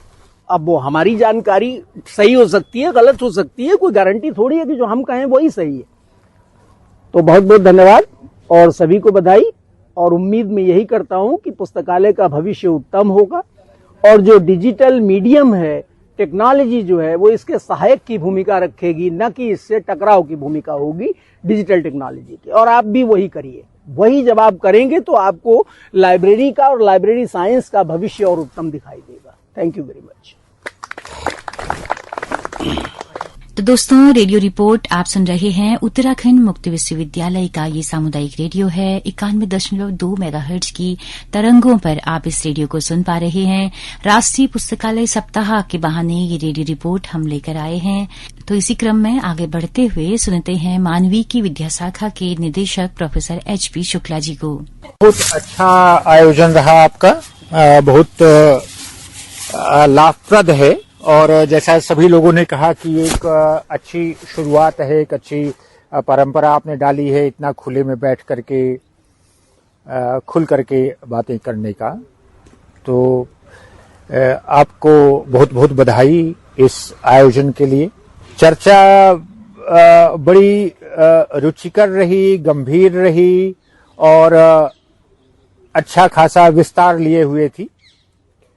Professor Pandey ने जस्ट लाइक अ हिस्टोरियन, उन्होंने पूरी हिस्ट्री मेसोपोटामिया और हड़प्पन टैबलेट से लेकर के नेशनल लाइब्रेरी तक का जो सफर है, या हाइडेलबर्ग में जो लाइब्रेरी सिस्टम है वहां तक लेकर के एक पूरा परिदृश्य खींचा। मुझे लगता है कि हमारे सभी श्रोता आनंदित हुए होंगे लाइब्रेरी का इतना बढ़िया, इतना विस्तृत खाका सुन करके। मुझे लगता है कि लाइब्रेरी का मतलब होता है पुस्तकें, और पुस्तकें पढ़ने के लिए हो। ये जो पढ़ना लगातार कम होता जा रहा है, ये चिंता का विषय। और इस पे मैं आशा करता हूं कि आप फिर कभी आयोजन कीजिएगा वेबिनार पे, कि इस चिंता को, इसको गहराई से इसकी पड़ताल करनी होगी कि क्या कारण है कि पढ़ने के प्रति जो अरुचि सी पैदा हो रही है, या उसके प्रति जो रुचि नहीं है, उसमें लोगों को जो आनंद नहीं आ रहा है, उसके पीछे क्या कारण हो सकते हैं, ये पड़ताल का विषय होना चाहिए। क्योंकि अगर समाज ने पढ़ना छोड़ दिया तो समाज शिक्षित नहीं रहे। जो आपने चिंता प्रकट की कि बहुत सारी फोर्सेज हैं जो डिजिटल मीडिया के माध्यम से या और दूसरे माध्यमों से मैसेज का, जनता का ब्रेन वॉश कर, और ब्रेन वॉश करके उनको बैल की तरीके से हाँका जाता। एक मुद्दा आपने उठा दिया, उसके पीछे लाखों लोग चल दिए, और वो मुद्दे आप देखते हैं किस तरह से मौसम के हिसाब से बदलते रहते हैं। 2021 के मुद्दे दूसरे हैं, 20 के दूसरे थे, 19 के दूसरे थे, 2022 में कुछ नए मुद्दे होंगे। ये जो अशिक्षित समाज है, आप सभी ने एक चिंता प्रकट की, और ये आपने कहा कि अपनी भाषा में इन्होंने इस चीज को व्यक्त किया कि विवेक अगर है, हिंदी और संस्कृत में उसे विवेक कहते हैं, अंग्रेजी में उसे इंटेलिजेंस कहते हैं। It's not intellect, intelligence. Intelligence वो है जो सच को देखती, और सच क्या है इसको परिभाषित करना बड़ा मुश्किल है। सच क्या है और सच कैसे दिखता है। लेकिन इंटेलिजेंस का एक दूसरा पहलू है कि वो झूठ को देखते। इंटेलिजेंस का सबसे बड़ा पैमाना है, if you are intelligent you can see the lights. वो झूठ चाहे महात्मा के द्वारा बोला जा रहा हो, चाहे प्रधानमंत्री के द्वारा बोला जा रहा हो, चाहे आपके ब्लॉक प्रमुख के द्वारा बोला जा रहा हो, या चाहे किसी विचारधारा के भोंपू द्वारा बोला, झूठ वो झूठ देखने की शक्ति जो है विवेक के द्वारा होती है। और ये जो विवेक है, ये जो इंटेलिजेंस है, this is the most important thing in life. मित्रों, जिंदगी पब्लिक नहीं होती है, जिंदगी ग्रुप नहीं होती है। जिंदगी जीना it's a very very individual affair. आप जो जीते हैं वो सिर्फ आप जीते हैं, कोई दूसरा नहीं जीता है, कोई दूसरा आपकी जगह नहीं जी सकता है। आपके जो दुख हैं, आपके जो कष्ट हैं, आपका जो सुख है, आपका जो रोमांच है, आपका जो ज्ञान है, आपकी जो उपलब्धि है, आपके अंदर का जो प्रकाश है या जो अंधकार है, जो शांति है आपके अंदर या जो पागलपन है, मैडनेस है, दैट्स वेरी इंडिविजुअल। वो आप अकेले जीते हैं and you suffer and you pay the consequences for it. Life is very very individual. और वो जो इंडिविजुअल की फॉर्मेशन है, ये अभी कहा गया कि कॉन्शियसनेस को भी डिटरमिन किया जा रहा है। ये कहा जा रहा है कि consciousness is the content of the consciousness. I beg to differ. Consciousness is not the content of the consciousness. Content of the consciousness can be pushed into you. Please don't interrupt. The content can be pushed into consciousness. So, consciousness is very different. It's individual. और ये जो बात कही आपने, विवेक, intelligence, अगर वो आपके अंदर है, ये आपका जो विवेक है और ये जो आपका इंटेलिजेंस है, यही व्यक्ति का निर्माण करता है। व्यक्ति के केंद्र में, सेंटर में, at the very centre, at the core is that intelligence. और वही आपके व्यक्तित्व का निर्माण करती है, वही आपको डिफरेंशिएट करती है कि whether you are an intelligent human being और यू आर कैटल। और अगर आप कैटल हैं तो कैटल की जिंदगी जीने के लिए आप शापग्रस्त हैं। आपको यह नहीं हाकेगा तो वो हाकेगा, वामपंथी नहीं हाकेगा तो दक्षिणपंथी हाकेगा, पूंजीपति नहीं हाकेगा तो दूसरा वर्ग हाकेगा, कोई न कोई हाकेगा, because you are not intelligent, you are cattle. So the most important thing is to decide whether you want to remain cattle और you want to become an intelligent. और इंटेलिजेंस जो है वो बाजार में नहीं मिलती है, इंटेलिजेंस मीडिया से नहीं मिलती है, इंटेलिजेंस फोन से नहीं मिलती है, इंटेलिजेंस इंफॉर्मेशन एक्सप्लोजन से नहीं मिलती है। Intelligence has to be won in a very very hard way. वो साधना हम लोग भारत में उसके लिए शब्द प्रयोग करते हैं, साधना। वो जन्म जन्मांतर की साधना है और कम से कम इस जन्म की साधना तो है। अगर आप ये चाहें कि आप पढ़ना छोड़ देंगे, आप बुक्स से रिश्ता काटते हैं, आप पढ़ने से रिश्ता काटते हैं, तो आपके जो मनीषी हैं, जो युग युगांतर से जो आपके मनीषी हैं, आप उनसे रिश्ता काट रहे हैं। प्लेटो को पढ़ना सिर्फ इंटेलेक्चुअल नहीं होना है कि आप भाषण दे करके आप वहां कोट कर देंगे जो है प्लेटो को। प्लेटो को पढ़ने का मतलब होता है प्लेटो की शागिर्दी करना। अगर आप 6 महीना साल भर लग करके आप प्लेटो एक दिन में नहीं पढ़ा जाता है इम्तिहान के लिए। ऐसे ऐसे लोग हैं जिन्होंने सारी जिंदगी लगा दी है प्लेटो को पढ़ने। They have spent their whole life in studying Plato. There are people who have spent their whole life in studying T.S. Eliot और William Blake। जो अध्येता हैं उन्होंने अपना पूरा का पूरा एक लेखक को अध्ययन करने के लिए समर्पित। So when you read Plato, आप प्लेटो के संसर्ग में रहते हैं, प्लेटो की शागिर्दी में रहते हैं, and you learn and grow with Plato. Now that growth is the growth of intelligence. तो जब तक आप ये जो आपके right from Plato to modern age, ये जो great thinkers हैं, they are the greatest of human beings. Bill Gates is not the greatest of human beings. The industrialist is not the greatest of human beings. The politician is not the greatest of human beings. When you talk about history, when you talk about human history, you always talk about the greatest minds. The greatest minds are the greatest human beings. And you will have to go and spend your life near them, sitting at their feet, learning from them. पढ़ने के लिए इसीलिए ये जो किताबें हैं, किताबों से कुछ नहीं होता है। The teacher is very important. दोस्तों, प्रीति शर्मा जो कि department of information and library science में असिस्टेंट प्रोफेसर हैं, जिन्होंने बहुत शिद्दत के साथ में सप्ताह को जोश खरोश के साथ मनाया है। अब उन्हें सुनते हैं कि वो क्या बेसिक जानकारी दे रही हैं लाइब्रेरी सप्ताह के मौके पर। तो ये अमेरिकन लाइब्रेरी एसोसिएशन द्वारा स्टार्ट किया गया था। अब हम बात करते हैं अपने भारत के पर्सपेक्टिव में कि हमारे भारत में नेशनल लाइब्रेरी वीक की नींव कैसे रखी गई।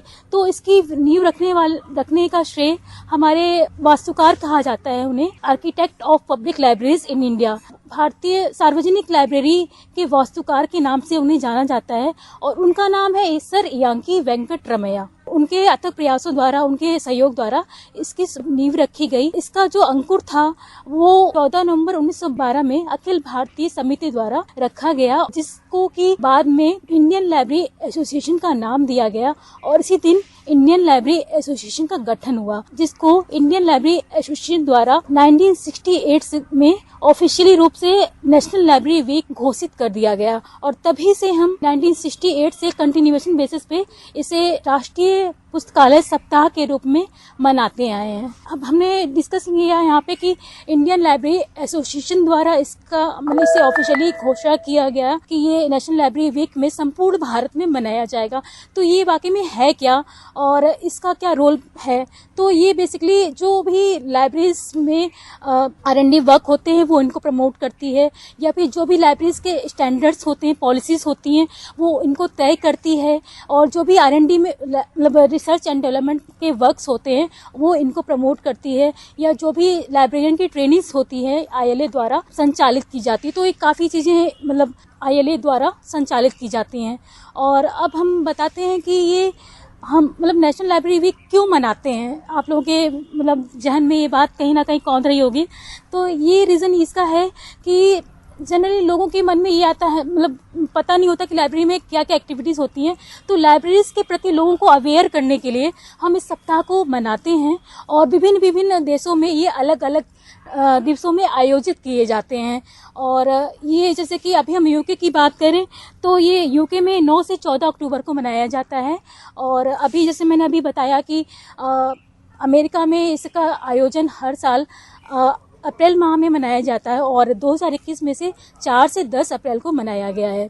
तो ये कुछ रीजंस थे, क्योंकि जो अगर हम नॉर्मल लोगों की बात करें तो लाइब्रेरीज के बारे में लोगों की धारणा है कि केवल हम किताबों को पढ़ने के लिए, किताबों को इशू अटेंड करने के लिए या फिर कुछ नॉर्मल चीज़ों के लिए हम लोग लाइब्रेरीज में विजिट करते हैं।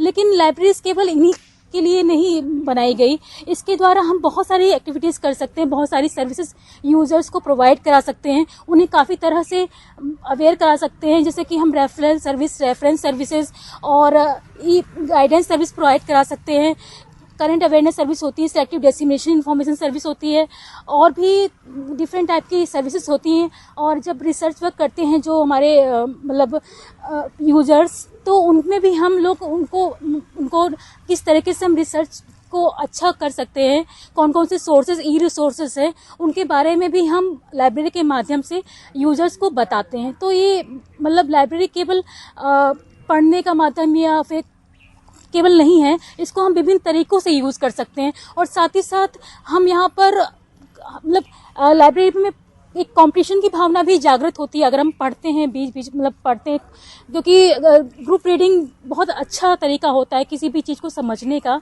तो इसलिए लाइब्रेरी अवेयरनेस वीक रखा जाता है।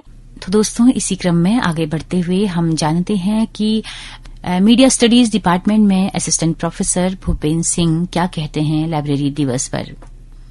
लाइब्रेरीज की आप बात कर रही हैं और डिजिटल ईरा में या खास तौर पर वर्चुअल ईरा में। वर्चुअल ईरा अगर आप देखेंगे तो वर्चुअल ईरा में एक वर्चुअल रियलिटी की बात की जा रही है आज। So what is virtual reality? अगर उसको समझने की कोशिश किए बिना हम आज के दौर में लाइब्रेरीज को भी नहीं समझ सकते हैं और वर्चुअलिटी को भी नहीं समझ सकते हैं। वर्चुअलिटी जिस तरह से हमारे सामने पेश की जा रही है, that is more real than real. उसमें वो सच्चाई नहीं है उस तरह की जिसको हम बोल रहे हैं कि वो एक ट्रुथ हमारे सामने जो आता है, वो ट्रुथ, वो सच्चाई, एक डिजिटल प्लेटफॉर्म्स वो हमें उस तरह से नहीं दे रहे हैं आज। जैसे प्रोफेसर पांडे ने कहा कि एक अथाह सागर है पूरा डिजिटल वर्ल्ड अगर आप देखेंगे, और वो डिजिटल वर्ल्ड में ह्यूमन बींग्स को भी एक डेटा में कन्वर्ट कर दिया आज के दौर में। और अगर ह्यूमन बींग्स अगर डेटा में अगर कन्वर्ट हो जाएंगे तो बड़े बड़े जो बिजनेस कॉर्पोरेशंस हैं उनके लिए ये एक धंधे का एक प्लेटफॉर्म बन गया है। और फ्यूचर में जो सर्विलेंस कैपिटलिज्म का अभी नई अवधारणा आई है कि आप सबके डेटा में आप जो है आप एक इंडिविजुअल के तौर पर अपने बारे में वो नहीं जानते हैं, जो आपको सर्विस प्रोवाइडर या जो पूरा डिजिटल वर्ल्ड जो है वो आपके बारे में जानता है। मैं अपने बारे में मैं नहीं जानता कि मैं किस मौके पर कैसे रिएक्ट करूंगा, लेकिन वो जो जिस वर्चुअल प्लेटफॉर्म्स को मैं यूज कर रहा हूं वो जानता है कि मैं कैसे अपना रिएक्ट कैसे करूंगा, मेरे इमोशंस क्या है, मेरी डिजायर्स क्या है, मुझे वो किस डायरेक्शन में धकेल सकता है। और उस वजह से फिर क्या है, जो प्रोडक्ट बेचते हैं कंपनीज वो उस प्रोडक्ट की तरफ आपको ले जाएंगे और फिर आप जो है आपको किताब पसंद है तो आप किताब खरीदेंगे, आपको कुछ और पसंद है तो कुछ और खरीदेंगे। तो ये जो आज के दौर में जो वर्चुअल रियलिटी हमारे सामने आ रही है वो जो थ्रेट पोज कर रही है नॉलेज प्रोडक्शन में, उसको कहीं ना कहीं पे समझना पड़ेगा। और उसने थ्रेट पोज कर रही है, ऐसा नहीं कि फिर टेक्नोलॉजी सबसे खराब ही खराब है, ऐसा नहीं है। उसने जो पुरानी चीजों को तोड़ा है और तोड़ने के बाद नई चुनौतियां हमारे सामने पेश की हैं। मैं इसको पुराना अगर लिंक करूं लाइब्रेरी की हिस्ट्री के साथ में, पहले क्या होता था कि बुक्स हमारे पास अगर हैं, अगर मैं कोई पढ़ा लिखा व्यक्ति हूं और जब प्रिंटिंग प्रेस के आने से पहले हैंड रिटन सब होती थी, ओरलिटी के बाद जो ओरल ट्रेडिशन की आप बात कर रहे हैं, हैंड रिटन बुक्स होती थी। हैंड रिटन बुक्स किसके पास होती थी? वो एक पर्टिकुलर इंडियन कॉन्टेक्स्ट में देखें तो पर्टिकुलर कास्ट के पास होती थी।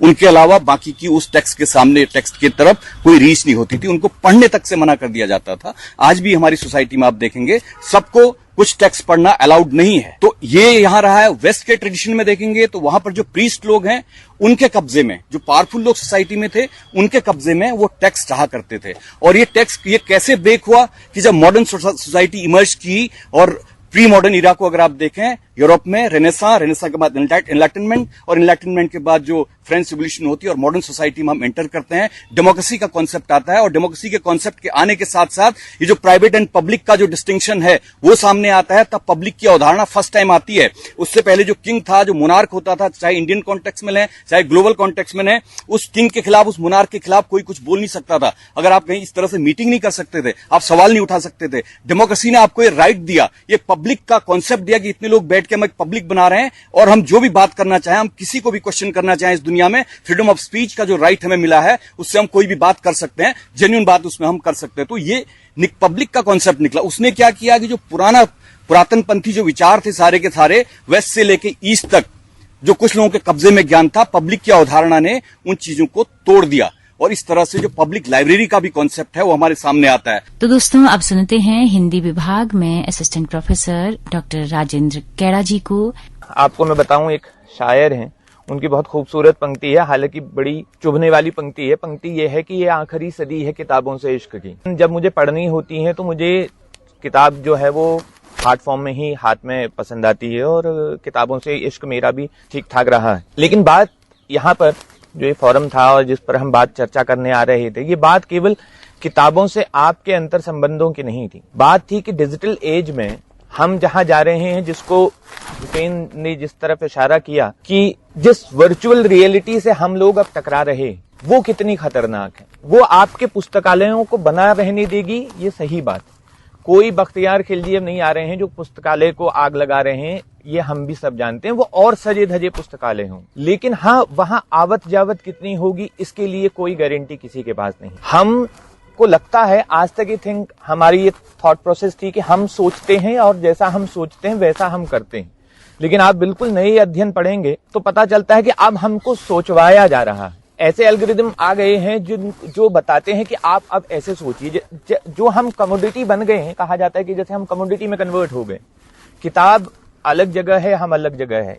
आप जाके नेट पे जाके देखिए कि थिंकिंग इन डिजिटल एज, आप इसको सर्च करके देखिए, आपके पास तमाम चीजें आएंगी, निकलेगा कुछ नहीं उसमें से। मैं कल जब से इनका ये पढ़ा था, परसों से मैं नेट पे ये सर्च कर रहा था, चीजें आ रही थी, मतलब ऑप्शन बहुत आ रहे थे, 300, 400 ऑप्शन थे। लेकिन उसमें ये नहीं था कि आपकी थिंकिंग किताबों के साथ या ज्ञान के साथ कौन चाहता है। मिशेल फूको को इन्होंने इतने सही जगह पे कोट किया कि जो सत्ता का विमर्श है या पावर का जो थॉट है वो कैसे चीजों को बदल देता। हम क्योंकि टीचर्स हैं, हमारा तो काम ही ये है कि हम देखें कि भैया किताब बची रहेंगी, पुस्तकालय बचे रहेंगे, हम पढ़ेंगे नहीं पढ़ेंगे। जिन्होंने रिसर्च पेपर लिखना है, एपीआई बढ़ाना है, उसको तो झक मार के भी पढ़ना ही पड़ेगा।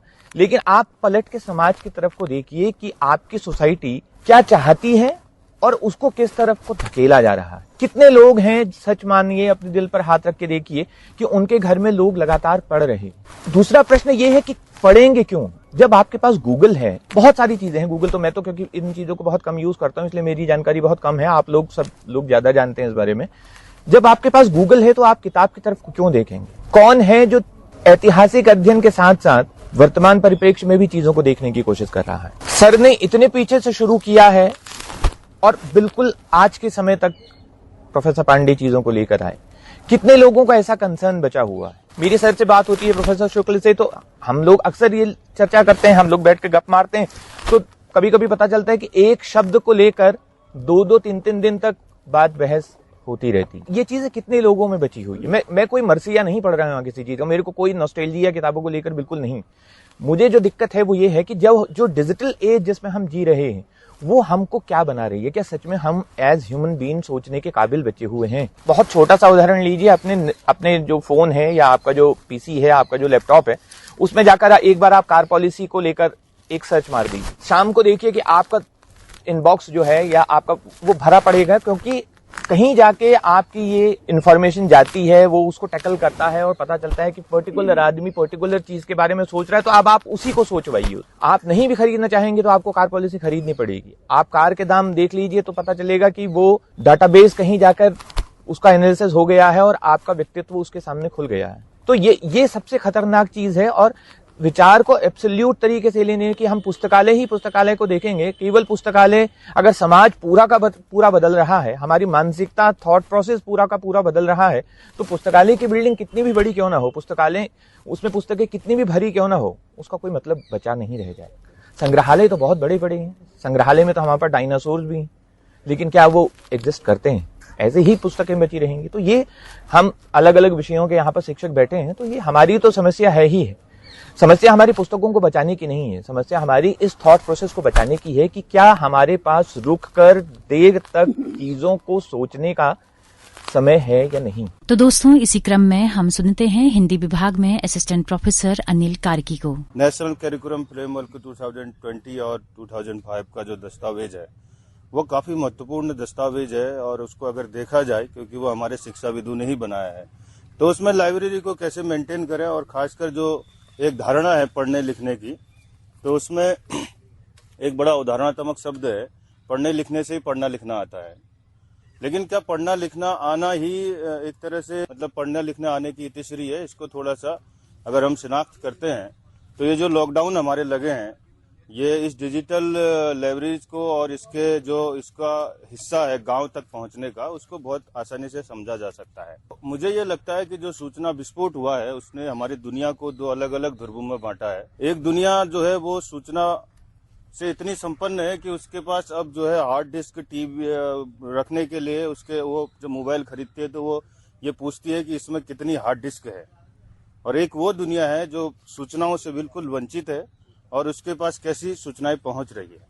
वो जो हमारी जो 70% आबादी जो शहरों से इतर है या जो हमारे महाविद्यालयों तक नहीं पहुंचती, जो पढ़ना लिखना उस लेवल पर नहीं जानती, उन लोगों के साथ ये दिक्कत है।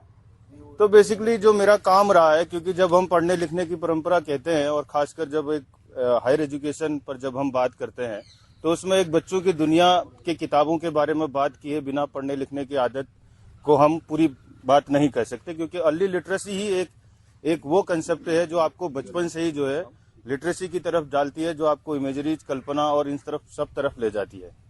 भारतीय और भारतीय से इतर भी जो और भी देश है, वहाँ के जो लोग है या वहाँ के जो आम लोग है, उन लोगों के पास बच्चों को अर्ली लिटरेसी के लिए शुरुआत में बहुत बड़ी मौखिक परंपराएं, लोक कथाएं और वो सब होता था। लेकिन धीरे धीरे वो सब भी खत्म हुआ है और उसी के साथ बहुत सारी चीजें भी खत्म हुई है।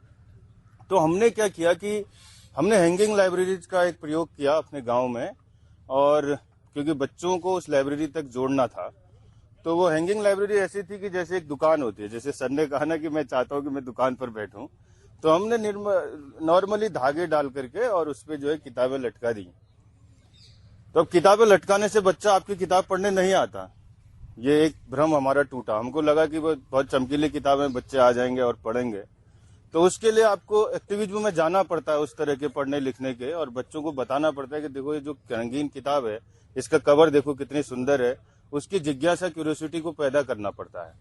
उस तरह से वो धीरे धीरे जैसे गोपी बागा बजैया और इस तरह की जो किताबें हैं, साइकिल है, चकमक है, जिसमें एक शानदार लोक कथाएं अलग अलग जो एकलव्य पब्लिकेशन ने और हमारे नेशनल बुक ट्रस्ट ने वो किताबें, बल्कि वो जब हम बाल साहित्य की बात करते हैं या बाल फिल्मों की बात करते हैं तो हम सबकी फिल्मों की बात करते हैं। एडल्ट फिल्म तो कोई एक खास उम्र के लोग देख सकते हैं, लेकिन बाल फिल्म में जब बात करते हैं तो सभी लोग देखते हैं। तो इस तरह के जो डिजिटल उपकरण भी हमारे पास थे फिल्मों वाले, उससे भी थोड़ा बच्चा बैठना शुरू हुआ। और सबसे बड़ी दिक्कत हमारे लिए तब शुरू हुई जब पहला 3 महीने का लॉकडाउन लगा और ये निर्णय लिया गया कि अब बच्चे जो है मोबाइल से पढ़ाई करेंगे। और क्योंकि मैं एक अजाबहुल गांव में काम कर रहा था और उस अजाबहुल गांव में, अजाबहुल मतलब अनुसूचित जनजाति बहुल जो गांव है, उस गांव में जो है तो ये दरअसल एक टेक्निकल शब्द है अब एडमिनिस्ट्रेशन का। तो उस गांव में जब हम काम कर रहे थे तो 70% जो बच्चा था और उस गांव की प्राइमरी में 54 बच्चे थे, 54 में से 40 बच्चों के पास मोबाइल की कोई फैसिलिटी नहीं थी।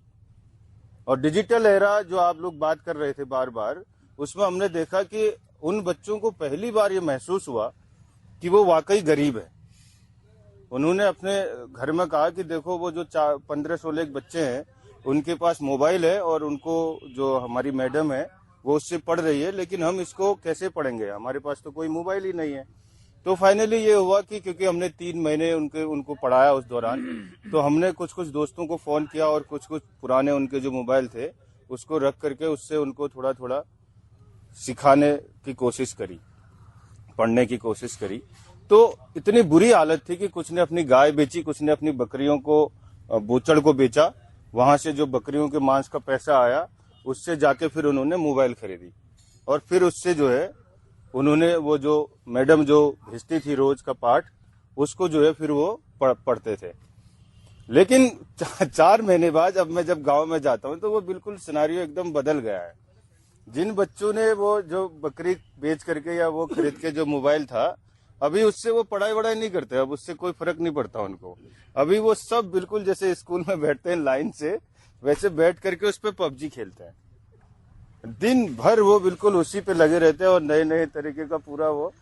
तो इस तरह का, और उससे हमको सबसे बड़ा लॉस जो हमारी हैंगिंग लाइब्रेरी थी और उसको हुआ, क्योंकि बच्चे ने हैंगिंग लाइब्रेरी में आना ही छोड़ दिया। मैंने कहा आप क्यों नहीं आ रहे हैं, आप हैंगिंग फिर क्या करें, अब तो बूबू बेस इसी में मजा आ रहा है, यही खेलते हैं हम लोग, दिन भर PUBG खेलते हैं। और उनका पढ़ना ये वाला भी उनका चाहता रहा। तो जब ये सब हुआ तो हमको ये महसूस हुआ कि ये हमने कितनी बड़ी गलती कर दी कि इनको जो है हमने ये बंदर के हाथ में उस तरह थमा दिया। बंदर तो नहीं कहूंगा क्योंकि वो अपनी तरह से खासकर सेंसिटिव लोग होते हैं, लेकिन इतना है कि डिजिटल लाइब्रेरी का जो इस्तेमाल है या जो इस तरह के उपकरणों का इस्तेमाल है, उसको इस्तेमाल करने का विवेक, उसकी एक समय सीमा, उसको किस तरह से हम लोग पहुंचा सकते हैं लोगों तक और उसके बाद फिर इसका इस्तेमाल कैसे हो सकता है, ये ज्यादा जरूरी बहस है। इस तरफ जाना ज्यादा मुझे जरूरी लगता है। और जहां तक सवाल है लाइब्रेरियों का, जो डिजिटल लाइब्रेरी ने इतना आसान तो किया ही है कि हम लोग काफी चीजें उसमें खोज सकते हैं, ढूंढ सकते हैं। तो मेरा ये 2 ग्राउंड रियलिटी जो है, इससे मेरा परिचय हुआ, तो मैं यही आप लोगों को बताना चाहता था। बहुत बहुत धन्यवाद। दोस्तों, अब आप सुन पाएंगे आरुषि को, जो कि पॉलिटिकल साइंस डिपार्टमेंट में असिस्टेंट प्रोफेसर हैं। सर मैं आरुषि ध्यानी पॉलिटिकल साइंस डिपार्टमेंट से हूँ और सर मैं रिसर्च भी मेरा चल रहा है कुमाऊं यूनिवर्सिटी से और मैं status of women prisoners from human right perspective, इस पे मैं काम कर रही हूँ। तो मेरा रिसर्च को लेके हमेशा से एक झुकाव रहा है, लेकिन जैसे कि सर ने अभी बोला कि आप मतलब अपने दिल पे हाथ रख के कहिए कि कितने लोग हैं जो मतलब असल में पढ़ाई और रिसर्च कर रहे हैं। तो मैं मतलब मेरे को खुद से ये रियलाइज हुआ कि हम भी क्या कर रहे हैं, हम भी तो सिर्फ API की रेस में ही हैं कि बस हमको इतना पेपर लिखना है, इतना मार्क्स बनेगा और ये होगा। और असल में हम जब शुरू में रिसर्च कर रहे थे तो उस समय हम ये चाहते थे कि हम एक अच्छा रिसर्च करें।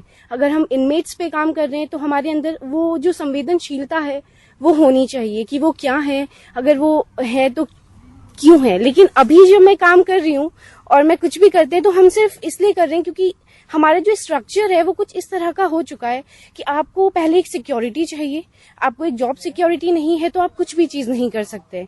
तो इस तरह से हम ना तो हम पढ़ाई अच्छे से कर पा रहे हैं, बुक्स की तरफ जो हमारा लगाव था वो भी कैसे कम होते जा रहा है। जब से मैं यूनिवर्सिटी ज्वाइन किया है तब से मतलब मैंने उतने अच्छे से कुछ पढ़ा ही नहीं है, क्योंकि हम बहुत हर चीज को बहुत अलग तरीके से चीजें डील करने में लगे हैं कि कैसे चीजें होनी चाहिए कैसे नहीं होनी चाहिए। तो इसके लिए हमको लगता है कि शायद अभी मैं आप लोगों के सामने बहुत छोटी हूँ इस तरह की बातों को करने के लिए, क्योंकि मेरे पास एज सच कोई एक्सपीरियंस भी नहीं है। पर हमें मतलब कि कैसे हम इन चीजों को बेहतर बनाएं अपनी पढ़ाई को, और रिसर्च खासतौर पे यूनिवर्सिटी में तो जो माहौल है वो रिसर्च का होना बहुत जरूरी है। जब तक रिसर्च नहीं होगी हम चीजों को नहीं जानेंगे, और इस पे मतलब बात होनी चाहिए रिसर्च को लेकर, लेकिन ये होता नहीं है। मतलब इससे पहले मैं गढ़वाल यूनिवर्सिटी में भी थी तो वहां पर भी हम यही मतलब यहाँ पर आज मुझे बहुत अच्छा महसूस हो रहा है कि हम लोग मतलब यहाँ पर जो सर आप लोग भी हैं सबके साथ हम एटलीस्ट हमें एक मौका तो मिल रहा है कि हम अपने पॉइंट रख पा रहे हैं कि किस चीज की कमी है, क्या होना चाहिए। तो इसके लिए मैम आपका थैंक यू सो मच। ये चीज बहुत जरूरी है, इस तरह का प्लेटफॉर्म हम लोगों को मिलना। और बाकी यही कि हमें बुक्स और रिसर्च इसके प्रति हम लोग कैसे अपने आप को बढ़ाएं अपना स्तर, और कैसे हम इसे और बेहतर कर सकते हैं। इसके लिए एक पता नहीं, हमें खुद भी नहीं पता कि हम इसे कैसे करें, पर ये जो हमारे स्ट्रक्चर होते जा रहे हैं हम कैसे इन सब में फंसते जा रहे हैं कि हमें सिर्फ और सिर्फ हमें एक सिक्योर जॉब चाहिए, एक सिक्योर पोजीशन चाहिए। ये जो हमारे अंदर हमारा जो एजुकेशन सिस्टम है शुरू से ही हमें आज के टाइम पे बच्चा बड़ा होता है बस आप टारगेट होता है आपको इंजीनियर बनना है, आपको डॉक्टर बनना है, और आपको बस वही है। आप उसके अलावा सोसाइटी में क्या है क्या नहीं है, जो हम मतलब एक जो हमारा ह्यूमन बीइंग जो हम थे अब हम वो नहीं रह गए, हम एक मशीन बन के रह चुके हैं। जैसे बच्चा पैदा हो रहा है उसके लिए एक टारगेट फिक्स कर दिया जाता है, आपको बस वही करना है, उसके अलावा ना आपको इधर जाना है ना उधर। और वही चीज हम खुद भी महसूस करते हैं कि हम भी अब उसी में फंसते जा रहे हैं। और जबकि शुरू में हम जब पीएचडी मैंने ज्वाइन किया था तो मैं सबको यही कहती थी मुझे बस रिसर्च करना है और बहुत अच्छे से रिसर्च करना है जिससे कि सोसाइटी में इम्पैक्ट हो। लेकिन जब मैं अब यहाँ पर मैं आई, इससे पहले भी धीरे धीरे हम जो सोसाइटी की सब लोग मुझे कहते थे आप बहुत आइडियलिस्टिक है, आपने अभी दुनिया नहीं देखी है इसलिए आप इस तरह की बातें कर रहे हैं। और अब मैं खुद ये सोचती हूँ कि हाँ मैं अब वही तो हो चुकी हूँ और मैं उसी को अब लगता है कि यही सत्य है। तो अब बचा रहना चाहिए। एग्जैक्टली वो मुझे भी लगता है कि ये चीज अगर हमें अच्छा इंसान बनना है और सोसाइटी के लिए कुछ करना है, अपने लिए कुछ करना है, तो हमारे अंदर थोड़ा बहुत आदर्शवाद होना चाहिए। लेकिन जैसे जैसे हम बड़े होते हैं और हम ज्यादा यथार्थवादी होने लगते हैं, क्योंकि हम वो सारी परिस्थितियों से हमारा आमना सामने होने लगता है। तो मैम शायद मैंने आपके इस विषय से बहुत हटके बात की है। शुभांकर शुक्ला को अब आप सुन पाएंगे, जो कि लोक प्रशासन में असिस्टेंट प्रोफेसर हैं। हो क्या रहा है कि जो मिलेनियल एरा है, हम ट्रांजिशन के फेज में चल रहे हैं। तो अभी हमारी बहुत सी सारी चीजें जो हैं सेचुरेट नहीं हो पाई हैं, प्लेस नहीं हो पा रही हैं, खांचे डेवलप नहीं हो पा रहे हैं। अभी हम लोग उस डिजिटल और उसमें फंसे हुए हैं। तो मेरा ये मानना है कि जैसे कि मुझे एक बार 12th क्लास में किसी ने कहा कि मैं गांधीयन थॉट को हमेशा प्रमोट करता रहा है, और हमें जब भी कोई बोला तो मैं उससे विमुख नहीं होता हूं, या कभी कोई कन्विंस नहीं कर पाता मुझे उस चीज से। तो एक दोस्त ने बोला मेरे की, और मेरा सबसे खास दोस्त, उसने बोला कि भाई तुमने ये पढ़ा कि मैंने गांधी को क्यों मारा, गोडसे की किताब। तो मैंने कहा नहीं, मैंने कहा मुझे जरूरत महसूस नहीं होती पढ़ने की। तो उसने बोला कि नहीं, अगर आप क्रिटिकल इस तरीके से एस्पेक्ट में सोचना चाहते हो तो पढ़ो आप। मैंने कहा नहीं, मुझे नहीं लगता कि मतलब मैं कन्विंस होऊंगा। तो 2-3 लोग दोस्त थे, उन्होंने कन्विंस कर लिया कि पढ़ो। तो मैं पढ़ा, मुझे अच्छी नहीं लगी। तो मुझे लगता है कि जैसे एजुकेटेड होना और रेशनल होना, वो मुझे नहीं पता कौन सी स्टेज है कि जहां पर आप उस रेशनैलिटी को ग्रैस्प कर लेते हो, जहां पर आपको एल्गोरिदम मात नहीं दे पाएगा। बट ये जरूर है कि अगर आप वाकई रेशनल हैं तो कंटेंट की इतनी भरमार के बीच में भी आप क्वालिटी की और जो आपके मतलब की चीजें हैं, सोसाइटी के मतलब की चीजें हैं, आप उसको छान लोगे, फिल्टर कर लोगे। अब वो नहीं पता कि वो फिल्टर वो रेशनैलिटी वाली स्टेज कब आ जाती है। किसी की ग्रेजुएशन में आती होगी, किसी की पोस्ट ग्रेजुएशन में आती होगी, किसी की पीएचडी में आती होगी, किसी कुछ टाइम बाद आती होगी, 60 साल के बाद आती होगी। तो बेसिकली मुद्दा ये है। तो हाँ, तो ये जैसे कि कभी भी नहीं आती है ना।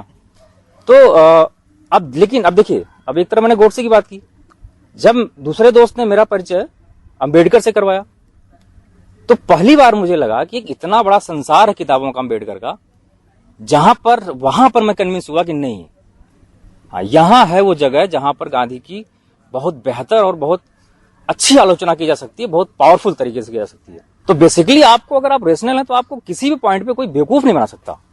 अब वो मैं इसकी अभी इतना वेग आइडिया है ना, इसको मैं डिफाइन नहीं कर पा रहा हूँ कि वो कैसे मैं बताना चाह रहा हूँ। लेकिन जब अंबेडकर को पढ़ा मैंने, फिर उसके बाद फिर वीएस नायपॉल की आलोचना मैंने गांधी की पढ़ी, तब मुझे लगा कि नहीं, ये लोग हैं, ये बेहतर ये कर सकते हैं। और मुझे बहुत आनंद आया वो पढ़ के। जबकि मैं गांधी को इस तरीके से, मेरे दोस्त मुझे मजाक उड़ाते हैं कि आप जो है उनके जो है भक्त हो। तो बेसिकली मैं इतना कर रहा हूँ, आप छान लोगे, फिल्टर कर लोगे, एल्गोरिथम शिकार नहीं बना पाएगा। तो दोस्तों अब सुनते हैं इंफॉर्मेशन एंड लाइब्रेरी साइंस में डॉक्टर राकेश पंत जी को। बंद अलमारियों में पुस्तकें आत्महत्या कर रही हैं और सुसाइड नोट पर वादी का नाम लिख रही हैं मोबाइल। ठीक है, जैसा कि अभी मैम ने बोला कि पुस्तकालय सप्ताह जो हम मना रहे हैं, ये रीडिंग हैबिट्स को बढ़ाने के लिए मना रहे हैं। और ये पूरे विश्व में हर अलग अलग मंथ में, अलग अलग सप्ताह में मनाया जाता है कि पाठक जो हमारे पास आ रहे हैं उनकी रीडिंग हैबिट्स को कैसे बढ़ाया जाए। डिजिटल टेक्निक का विरोध भी नहीं कर रहा हूँ, और जो हम वैसे फिजिकल रूप में जो बुक्स हम पढ़ते हैं उसका विरोध नहीं कर रहा हूँ। मैं ये कह रहा हूँ कि हम इसमें जो बुक्स जो अभी हम पढ़ रहे हैं, कैसे बच्चों को हम सिखाएं कि बच्चों की हैबिट्स बढ़े। ये नहीं कि मोबाइल्स में कैसे खेलते हैं। अब हम डिजिटल बुक्स में हम कह रहे हैं, अब हमारी से हैबिट्स क्या खत्म हो रही है, आप बताइए। हम क्या कर रहे हैं, हमें पर्टिकुलर टॉपिक को ढूंढना होता है तो हम कंट्रोल F करा और पर्टिकुलर टॉपिक को सर्च करते हैं और पढ़ के कर लेते हैं। मेन हमने इसमें क्या करना है कि हमने बच्चों की, अगर हम डिजिटल उसमें युग में भी जा रहे हैं तो हमने हैबिट्स बढ़ानी है कि बच्चा कैसे पढ़े और हमारा रुझान कैसे और किताबों को किस तरह से रुचिकर बनाया जाए। तो दोस्तों अगली बातचीत हम सुनते हैं सुमित सिंह के साथ में, जो कि लोक प्रशासन में असिस्टेंट प्रोफेसर हैं। आप सभी लोग को मेरा सादर नमस्कार। मेरा नाम सुमित सिंह है और मैं डिपार्टमेंट ऑफ पब्लिक एडमिनिस्ट्रेशन में हूँ, और शायद यहाँ पे मैं डिजिटल एरा का सबसे बड़ा समर्थक हूँ। आज हम लोग किताबों की बात कर रहे हैं और हम लोग ये कह रहे हैं कि यूनिवर्सिटीज में और पुस्तकालयों में दुनिया भर की पुस्तकों की भरमार है, लेकिन हम मानते हैं कि हम ज्ञान के क्षेत्र में, भारत अभी रिसर्च और ज्ञान के क्षेत्र में पीछे है। लेकिन अगर हम फॉरेन राइटर की बुक जब तक नहीं पढ़ेंगे, तब तक हम किसी भी विषय को बहुत ही व्यापक स्तर पर हम उसको विस्तृत रूप में नहीं सोच सकते हैं। आज हम लोग खुद सोचें कि हमारे, अगर हम लोग यूनिवर्सिटी की लाइब्रेरी की बात करें या फिर कुमायूं यूनिवर्सिटी की बात करें, तो वहाँ पे कितनी बढ़िया बुक उपलब्ध हैं, हमको ये भी सोचना चाहिए। वहाँ पे रिसोर्सेज की बहुत बड़ी कमी है, तो ऐसे में हमको ऑनलाइन वो सारी बुक्स बड़ी ही आराम से अवेलेबल हो जाती है, 7,000 की बुक, 8,000 की बुक। तो हम क्या कर सकते हैं, उसको आप डाउनलोड कीजिए और उसको आप प्रिंट आउट निकलवाइए और उसको पढ़िए।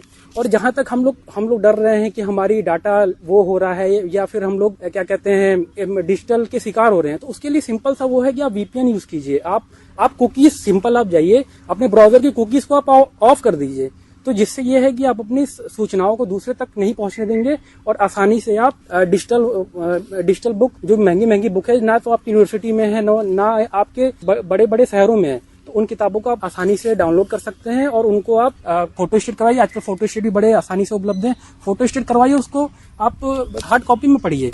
तो दोस्तों ये बहुत ही बृहद रिपोर्ट आपने सुनी। पुस्तकालय सप्ताह के बहाने बहुत तरह के विचार इस परिचर्चा में शामिल हुए हैं, सामने निकल कर आए हैं। तो उम्मीद करती हूं कि आपको ये बातचीत बहुत पसंद आई होगी, आपने सुनी होगी। अगर आपको ये कार्यक्रम पसंद आया हो तो अपना फीडबैक हमें देना ना भूलें। हमारा YouTube चैनल है, हमारा Facebook पेज है हेलो हल्द्वानी नाम से। आपके फीडबैक का हमें बहुत बेसब्री से इंतजार रहेगा। इसी के साथ अपने रेडियो मित्र सुनीता भास्कर को दीजिए इजाजत। नमस्कार।